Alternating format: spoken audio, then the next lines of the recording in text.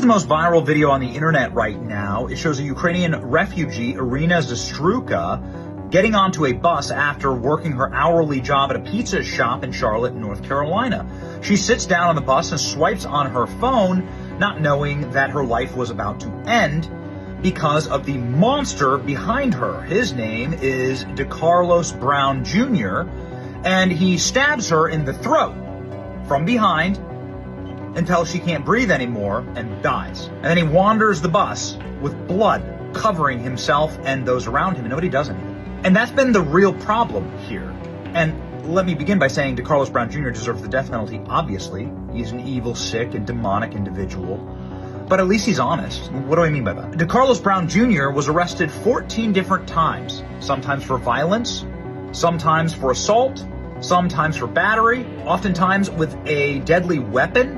DeCarlos Brown Jr. screamed from the rooftops who he was, what his nature was. I am a criminal, I am evil, and I will do it again. And this is what he's been saying for the better part of the last 20 years. So why is this monster, why is this animal able to wander around killing? Who lets the lion out of the cage? Who lets the murderer out of the cage?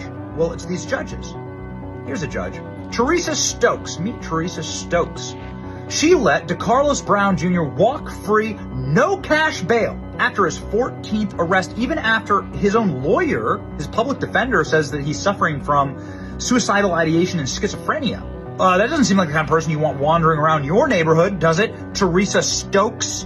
What a name and shame. Some of the judges, some of the organizations behind the slaughter of innocent Americans, because we are being held captive as a nation by a few. And what I mean is less than 1% of our population is repeat, habitual, career criminal offenders who are screaming at the judicial system, I must be locked up forever. Maybe that's not exactly what they're saying, but that's what they're saying by their actions.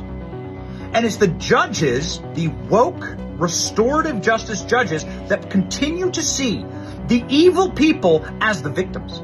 They continue to see DeCarlos Brown Jr. as the one who deserves to be forgiven and coddled by society instead of locked up in a hard labor camp for the rest of his life and the key thrown away and melted down. We have prayers for Irina Zastruka's family. The best way that you can honor the victims of these crimes is to ensure that the systems that created these crimes are torn down. We're going to start with the activist judges.